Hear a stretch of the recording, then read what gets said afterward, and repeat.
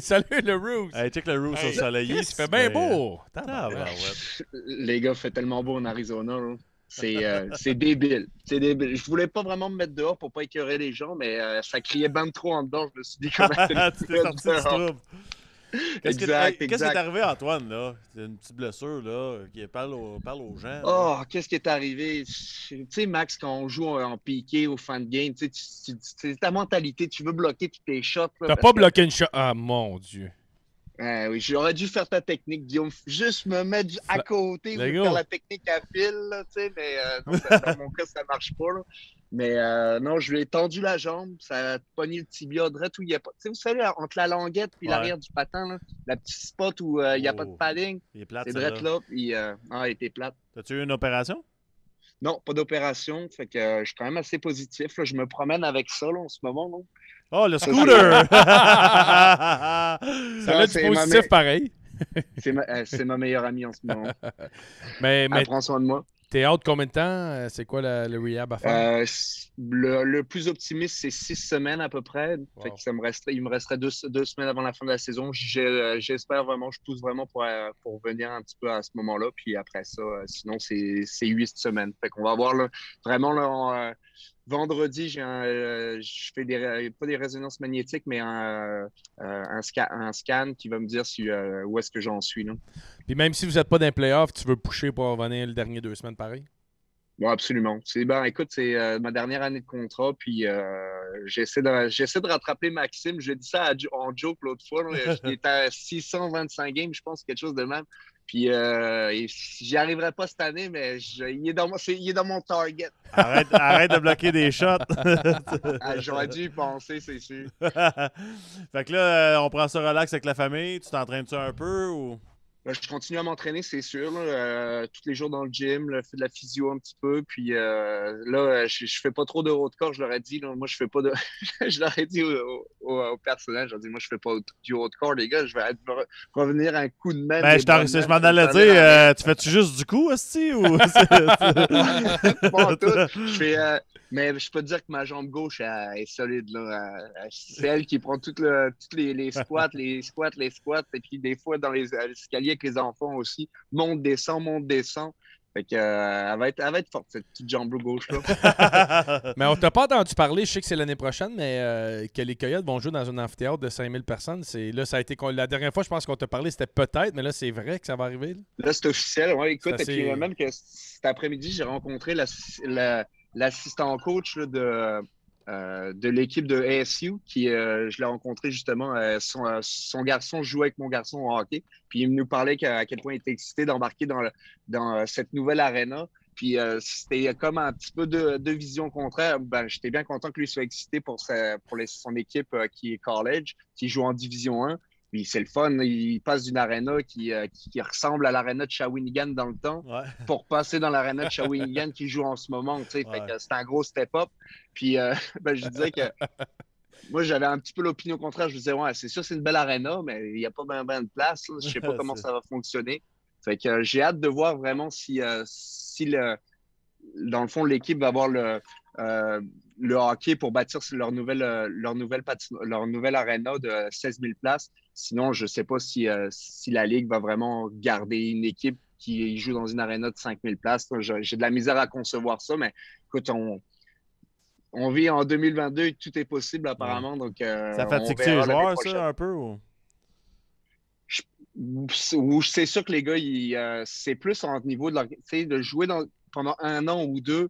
Parce que on utilise beaucoup le terme à court terme, mais 2 ans, c'est pas court terme, là. Non, surtout pas dans une carrière de joueur de hockey. Donc, c'est sûr que quand tu joues 2 ans dans la Ligue nationale, c'est sûr que tu aimerais ça vivre la vraie expérience, c'est sûr, mais je pense qu'ils essaient quand même de faire les affaires de la bonne façon. Puis, pour les plans qu'on a vus, ce qui est prévu pour la nouvelle arena, c'est vraiment de toute beauté. Puis je suis encore convaincu ici que le hockey est là pour rester, là, puis où il peut avoir du succès, mais j'ai hâte de voir vraiment dans quel environnement ça va se passer pour l'année prochaine. C'est triste à dire, mais s'ils sont encore là avec tout ce qui se passe, ils vont être là tout le temps.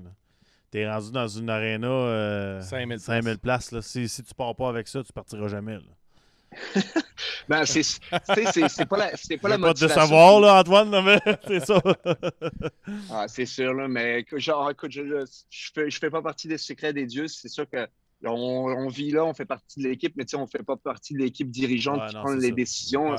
Fait je le sais pas, mais c'est sûr que je sais qu'ils essaient de faire le maximum pour accommoder les joueurs. Ils savent que c'est pas une situation qui est parfaite, mais ils font leur maximum. Puis en tant que joueur, c'est ce que tu veux, c'est ce que tu veux avoir. Ouais.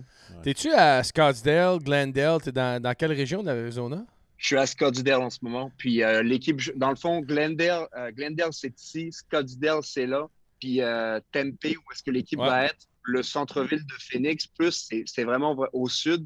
Donc, c'est vraiment là que tout le milieu d'affaires est situé. Je te dirais que si tu es à Glendale, c'est comme si tu étais à Saint-Jérôme, là, à peu près. C'est comme vraiment plus. Tu vas déménager? Mettons, tu signes à Phoenix encore, faut que tu déménages ou? Ben là, je loue ici, je n'ai pas acheté. Mais oui, je resterai dans le même secteur. Je couperais à peu près une dizaine de minutes de transport, mais le secteur où est-ce qu'on est, c'est tellement pratique pour les enfants. Puis c'est vraiment familial. Là. Il y a des enfants partout, puis c'est sécuritaire. On aime vraiment ça, la vie ici. Si t'es à l'aise, là, est-ce que tu peux virer la caméra? J'aimerais ça montrer aux gens, ça ressemble à quoi? Je sais pas si on a un style Arizona un peu, là, mais... Ou c'est vraiment un... Rabille-toi! Non, mais c'est intéressant, mais c'est tellement différent pareil, là. C'est ça, les cactus, dur, les montagnes. C'est pareil. Wow, c'est malade. C'est beau, les petits... C'est quoi les rideaux rouges que tu fais sécher ça ou c'est... Wow, hey, t'es bien installé pas à peu près. Là. As-tu déjà vu un scorpion? Oh, on n'a plus de son Antoine. Là, il s'est fait piquer par le scorpion. OK, c'est bon. Là. Vous me croirez pas, là, la dernière fois, je jouais avec mon garçon dans mon garage parce que des fois, tu fais ben trop soleil pour jouer au soleil. Fait que tu joues en dedans. Puis je me retourne, puis je vois comme un gros chat passer. Je me dis, c'est quoi cette affaire-là? Je re-regarde, je sors. Je te mens pas, c'était un Bobcat qui passait là. Voyons donc. Bobcat, il est dans la rue. Un cougar? Un lynx. Un lynx. Un lynx qui se promène là. Mais tu sais, imagine, là, mon gars, tu fais pas attention, il court il sort dans la rue un petit peu, puis tu te tends la tête, tu le vois pas. Tu te fais ramasser, là. Ici, c'est terrible. Faut que tu fasses attention. Les scorpions, les serpents à sonnette, les cougars. Ma femme, dans la même rue, là, parce que je sais pas si vous l'avez vu en arrière, il y a comme une sorte de wash, là. Puis l'autre fois, il y avait des coyotes. Mais voyons donc. Qui passaient là. Je vous dis, la première fois, on dormait, je pense que ça faisait une semaine qu'on était là. Le soir, on entend... On est là, tabarouette, c'est quoi cette affaire-là? Crème, on avait quasiment peur de sortir. Il y avait des coyotes qui avaient ramassé quelque chose. C'est Probablement un Canadien qui passait par là. non, mais c'est ça, pareil. Le monde ne réalise pas comment, dans la Ligue nationale, il faut s'adapter à tout. Toi, tu vis ça là. Mais ça, c'est un autre niveau. Là. Non, tu vas à New York, c'est pas de même. Là. Lui, là, ça se stresse-tu, mettons, quand tu vas dans la piscine? Les serpents, puis tout, moi. En Floride, les alligators. Les gars, j'ai un de mes coéquipiers, là, il y avait une infestation de scorpions. Il y avait toujours des scorpions qui rentraient dans sa maison. Je touche du bois, là, ça ne m'est pas arrivé. Là. Mais fait que là, il était obligé. Là, le soir, quand il couchait les enfants, il sortait sa lumière noire. Là, puis parce qu'ils réfléchissent là, avec la lumière noire, fait que tu les vois mieux. Fait qu'il se promenait, puis il allait en tuer une vingtaine par soir parce que ça infestait la maison. Et nous autres, quand il a commencé à nous compter ça avec ma blonde, on capotait, on se disait, voyons donc, faudrait pas que ça en pique un des enfants. Puis la belle-mère d'Andrew Ladd, quand elle est venue à Noël, s'est fait piquer par un scorpion qui était rentré dans. Elle avait laissé. Va savoir pourquoi elle avait laissé son manteau par terre. Le scorpion était rentré là. Elle l'a mis, bang! S'est fait stinger. Puis ça n'a pas d'allure. Là, c'est sûr. Non, mais là, c'est sûr qu'il nous parle puis il est nerveux. Il est nerveux, il regarde à terre. Mais c'est plate, le scorpion. Je check. Le scorpion est entré dans le manteau parce qu'il n'y avait plus de place à l'aréna. Il y avait juste 5000 places. Mais t'allais conter une histoire, Antoine, avant Joe Comax. Non, mais... Ça mérite un bisou.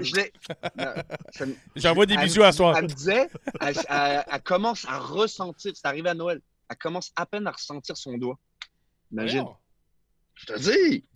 C'est le désert, là, c'est aride, puis ce qui survit, c'est des killers.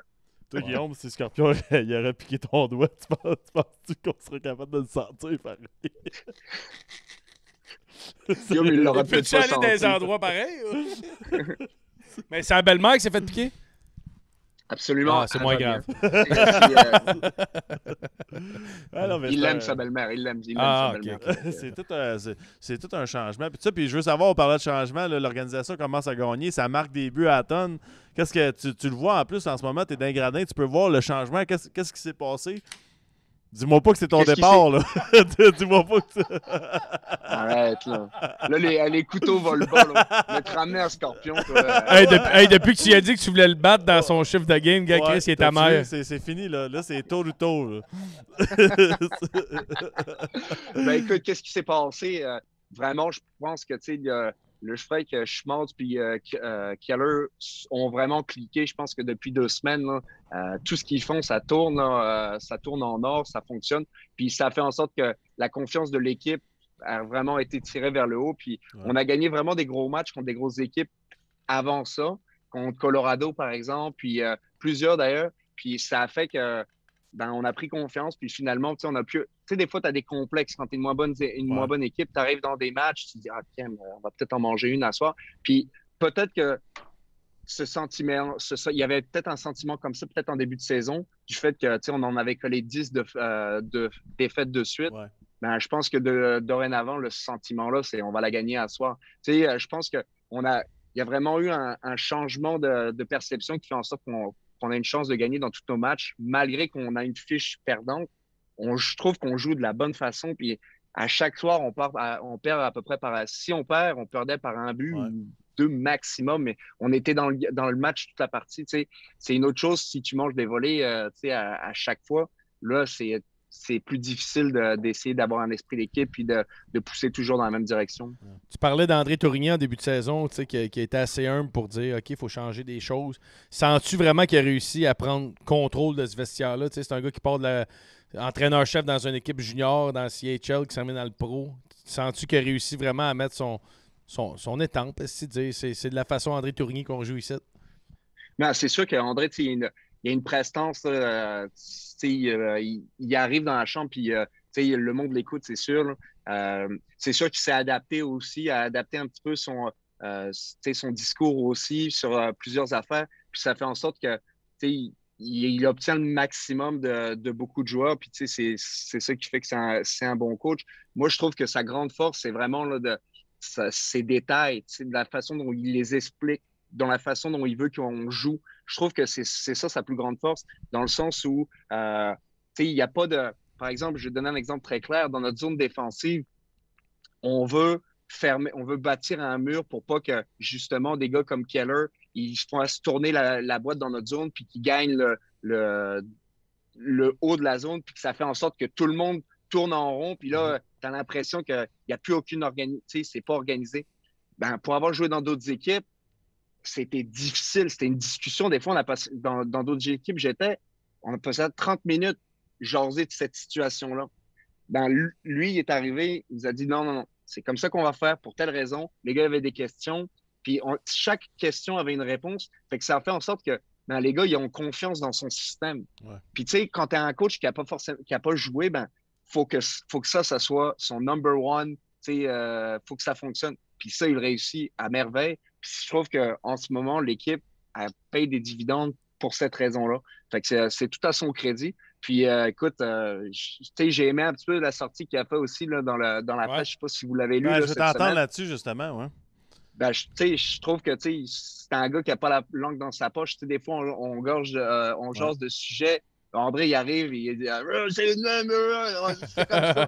Puis, il y a une opinion, puis c'est ça. Je trouve qu'un francophone, souvent, c'est ça. C'est un gars qui a une opinion, puis on est fiers d'être de même. Puis je trouve que ce qu'il disait, c'est la vérité. Pour mettre les gens en contexte, André Tourigny, l'entraîneur des Coyotes d'Arizona, a dit que il y a beaucoup d'entraîneurs de la Ligue junior majeure du Québec qui n'ont pas leur chance puis ils ne comprennent pas pourquoi. Puis tu as fait partie du système aussi, Antoine. Qu'est-ce que tu penses? Pourquoi tu penses que un gars comme Ben Grou, des bons entraîneurs qui sont là plusieurs années, pourquoi ils n'ont pas leur chance? Il y a quand même 32... je pense, on le sait, là, vous le savez, les gars, pourquoi les gars ils ont moins de chance. C'est officiel, c'est la langue. Il n'y a pas d'autre. Le fait que tu parles en anglais, que mettons, si tu n'es pas né dans la langue anglaise, tu n'es pas parfait bilingue, tu vas toujours. Puis moi-même, on a un anglais qui est cassé au bout. Des fois, on va chercher nos mots, les ci, les ça. C'est sûr que quand tu arrives avec des anglophones, eux autres, ils ne savent pas c'est quoi, mettons, arriver dans un autre milieu. Ils ne l'ont jamais vécu de leur vie, fait qu'ils ne savent pas quand cette adaptation-là, ils ne l'ont jamais vécu. Je te dirais que les anglophones canadiens le comprennent plus que les anglophones américains ou les autres anglophones. Mais je trouve que c'est vraiment ça la différence. Puis, André, son parcours, c'est un petit peu... il est passé par l'OHL dans le fond, pour que les équipes se disent OK, bon, son anglais il doit être bon, on le prend. Selon moi, ça peut être que ça la raison. Ça a du sens. Parce qu'il y a du monde qui sont compétents, c'est sûr et certain, puis ils n'ont pas leur chance pour cette raison-là, selon moi. T'as raison, puis c'est vrai, parce qu'il disait, André, que quand il a pris la job en OHL, il y a 2 gars qui l'ont appelé, puis ils ont dit tu vas aller straight coach en chef Ligue nationale. C'est gros, on est si pareil. Il n'aurait jamais eu chance là à coacher à ski de Rouyn-Noranda. Puis lui, il a répondu moi, André. Comment ça se passe dans votre vestiaire? La date limite des transactions, vous êtes une équipe de bas de classement comme le Canadien. Aujourd'hui, on a annoncé le trade de Chirot. Il y a des joueurs qui vont partir. Comment vous vivez ça? C'est sûr que tout est sur la table. Nous, notre GM, il l'a dit direct en partant. On n'est pas passé de... pas pour comparer avec le Canadien, mais on n'est pas passé d'une équipe aspirante à refaire les séries. L'équipe savait qu'en début de saison, ça allait être excessivement difficile de faire les séries. L'objectif, c'est sûr, c'est de les faire, c'est de se donner les meilleures chances possibles, tout ça. Mais je peux pas croire que tu regardais notre équipe et tu dis ça, c'est une équipe qui va faire les séries, c'est sûr. Surtout quand tu échanges notre gardien numéro 1 au Colorado 2 semaines avant le camp. Ouais. Après ça, Christian Dvorak, 1 semaine avant le camp, quasiment. Là, tu dis, bon, on vise pas le haut du classement, ça c'est sûr, mais en tant que quand tu joues dans cette équipe-là, c'est sûr que tu veux te donner tu joues pour toi, ça c'est sûr, mais je trouve que ce qu'ils ont bâti ici, c'est d'essayer de bâtir une culture gagnante malgré la situation. Puis je trouve qu'ils l'ont. Quand je vois les résultats qu'on a en ce moment, je trouve que c'est réussi. Puis comment c'est vu la date limite, c'est sûr que on le sait que tout peut arriver. Je pense que s'il n'y a pas de cachette, il n'y a personne qui va se faire pogner par en arrière puis dire tu vas être surpris s'il y a une transaction. Je pense pas. Là. Mais je pense que tout le monde est prêt à ça. Comment on se sent comme vétéran là-dedans, Antoine? C'est comme faire partie d'un projet. Tu t'investis, mais en même temps, les vétérans, tu peux pas savoir si tu vas être là quand ça va être le temps de gagner puis tout ça. Ça doit être quand même... Tu investis ton temps, tes efforts, tu crées des relations, mais on s'entend que c'est les jeunes joueurs, le futur de cette organisation-là. C'est sûr que comment tu t'investis, moi, je pense que il faut que tu donnes le meilleur de toi-même à chaque jour. Puis, c'est ça qui va rester. C'est un peu comme tu mets comme des points en banque, si on veut. Tu essaies de... Qu'est-ce qui fait en sorte que tu as joué, mettons, tel montant de game dans la ligue? C'est ça qui t'amène encore à l'arena chaque jour. Moi, j'aime ça, j'adore ça, à l'arena. Fait que, même que la situation, ça peut être difficile par moment, ça m'enlève pas le plaisir quand même que j'ai à l'arena. Puis, je pense que ça a été ça un petit peu qui nous a gardé en vie cette année, c'est qu'on a une bonne gang de gars qui aiment ça à l'arena. Fait que c'est sûr que le long terme, quand ils parlent de la nouvelle arena dans 5 ans, on le sait que moi, je le sais que je serai plus là, mais je trouve ça le fun quand même. Puis ce qu'ils essaient de bâtir, j'y crois quand même. Puis je trouve que ça a été dans la bonne direction parce que tout le monde a bâti dans la même direction. Puis ils ont été capables de le vendre à tout le monde. Fait que c'est sûr qu'il y a eu des challenges ici et là, mais globalement, ça a été productif. Puis malgré la situation où est-ce qu'on est au classement, c'est le fun d'aller à l'aréna. Ouais, c'est ça. Tu te classes où là-dedans, parce qu'à quelque part, tu veux gagner la Coupe Stanley. Tu te classes où là-dedans tes prochains steps, tes prochaines décisions? Écoute, je ne sais pas. En ce moment, là, je suis blessé. Je ne sais pas vraiment si c'est une option. Justement, j'ai été supposé parler à mon agent ce soir. Fait que c'est plate. Tu as fait le bon choix. J'aurais pu avoir des in, mais là, c'était la poche bleue ce soir. Ça va être la semaine prochaine. Ouais, excuse-moi, là, on réglera ça un autre jour. J'adore ça. Mais dans tout ça, on te souhaite d'être dans la meilleure place pour la remporter un jour ou de triper. Parce que je vous remercie, les gars. C'est sûr que ça serait le fun. Ça serait le fun. C'était avoir la bière de la poche bleue dans la coupe. Hein. T'inquiète-toi pas que ça. Moi, je vais dire de quoi, puis j'ai pas de conseil à donner à personne, mais laisse pas le monde te dire que t'es vieux puis c'est fini. Non, mais ça fait partie du monde du hockey. Il est ridé pareil, par exemple. Ouais, il est ridé, là, mais... mais ça, c'est à cause du soleil. OK. Non, mais c'est vrai. Non, mais dans le monde du hockey, quand t'es jeune, t'as de la misère à rentrer parce qu'on te dit que t'es trop jeune. Puis quand t'es trop vieux, on te dit tellement que c'est fini puis t'es vieux que tu sors. On dirait que tu laisses le monde te rentrer dans la tête. Si tu te sens bien physiquement, ben dis-toi qu'il te reste 5 ans. C'est tout simple que ça. C'est mon conseil de la soirée. C'était commandité par scorpion.com. Mais c'est drôle que tu me dis ça, Max, parce que quand tu m'as dit ça, ça m'a fait penser à Andrew Ladd. Ouais. Je sais pas si je voulais compter hein? cette histoire-là, tu sais. Puis en tout cas, je suis peut-être pas supposé la dire, mais on est juste entre nous autres. Hein. Ben ouais. Fait que, tu sais, Andrew, lui, là, tu sais, l'autre fois, il me donne un livre, puis, tu sais, il me donne un livre, c'est marqué, c'est Never Give Up. Fait que là, je fais crème, tu sais, je le laisse. Pour le vrai, il est resté dans l'auto pendant une semaine. Puis là, à un moment donné, j'ai pogné la COVID. Fait que là, je suis resté encore une semaine à la maison. Puis là, je prenais l'avion pour aller à Pittsburgh, rejoindre l'équipe. Fait que là, je me dis, faut vraiment que je commence à lire son livre-là, voir c'est quoi, tu sais, Never Give Up. Fait que là, je m'installe, tu sais, je me croise la patte. Tu sais, je suis dans mon garage, sur ma chaise de camping. Puis, tu sais, mes affaires sont prêtes. Tu sais, j'attends le taxi qui m'amène à l'aéroport, tu sais. Fait que là, je lis la préface. Puis là, tu sais, je trouve ça un petit peu, tu sais, niaiseux, tu sais. Je me dis, c'est quoi ça? Fait que je lis la première page. C'est marqué Never Give Up. Hein? C'est marqué janvier 1, Never Give Up. Deuxième page. 2 janvier, Never Give Up. Là, je fais tabarnak. Je dis, est-ce que lui avec son livre? Là, je pensais que j'avais un bon 2 heures de lecture. Là, je tourne. Puis, tu sais, c'est toutes les pages, c'est marqué Never Give Up, à part, mettons, c'est la Saint-Patrick. La bière peut être gratos à ce bar-là, mais stay focus. Never Give Up. Chaque page, c'est le même. Puis, tu sais, c'est niaiseux, c'est une joke, pourquoi il m'a donné ce livre-là. Mais, tu sais, il est encore sur ma table de chevet. Puis, à chaque fois, je le vois. Puis, tu sais, j'ai peut-être pas la saison escomptée, mais je le regarde pareil, puis je me dis, never give up, don't give up, mon asti. Parce que, tu sais, c'est ce qui est le plus le fun de ce qu'on fait, jouer au hockey. Puis, c'est mon mindset en ce moment, c'est d'essayer de gratter une année à la fois, puis de jouer le plus longtemps possible. C'est hâte en crise, pareil. Ouais. Qu'un vétéran offre ça, puis... Ben, c'est cool parce que moi, quand Antoine parlait de Never Give Up, je me disais, on va continuer de rêver à notre sirop d'érable puis le sucre d'érable qu'il va nous envoyer depuis saison 1. Ouais. C'est Never Give Up. On va l'avoir. Ça s'en vient. Ouais, Never Give Up. Ça. Never Give Up, Max. Never Give Up, les gars. Never Give Up. Ça s'en vient. T'abandonnez pas, Max. T'abandonnes pas. C'est ça. Ça s'en vient cet été. Pour vrai, ça s'en vient cet été. Là, les gars sont débordés. Mes beaux-frères, ils sont en ce moment, je sais même pas s'ils écoutent l'émission, mais ils sont en train de faire du beurre d'érable à soir. Bon, mais Antoine, on n'a pas à payer pour ça, nous autres. Ouais, c'est pas de notre faute. C'est pas de notre faute que ça roule trop. On n'a pas à payer. T'as beau me dire, ils sont débordés, je m'en fous. Là, en tout cas, il faudrait que je me tourne la calotte de bord parce que c'est sucre d'or. Maintenant qu'on en parle, la saison. Ah, t'as-tu ta casquette, Max? Non, le sucre invisible. Ah, ok, excuse. Je l'ai pas eu moi non plus. Elle est belle, la casquette. Sucre d'or, ouais. J'ai hâte d'essayer ça. Belle, les gars. Elle est belle.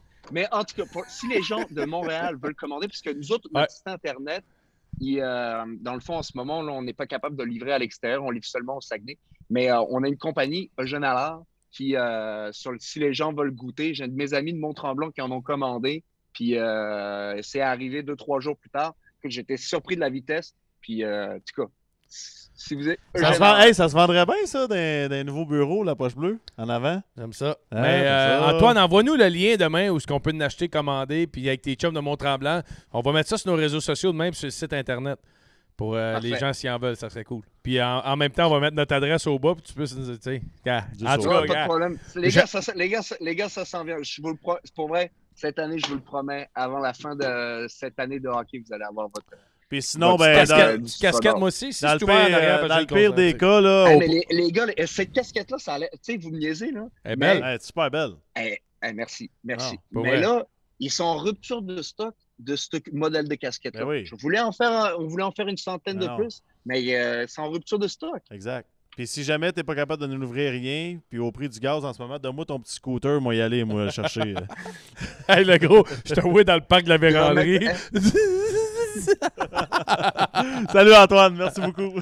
Salut la gang. On se reparle. Il est-tu bien là-bas, lui? Il est-tu bien, lui? Ah, okay. Puis la gang, vous avez raison, il y a beaucoup de gens qui ont réagi sur le chat, là, Never give up, never give up.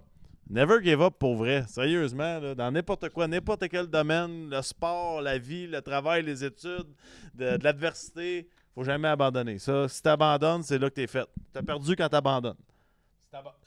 Non, mais tant que t'as pas abandonné, t'as pas perdu.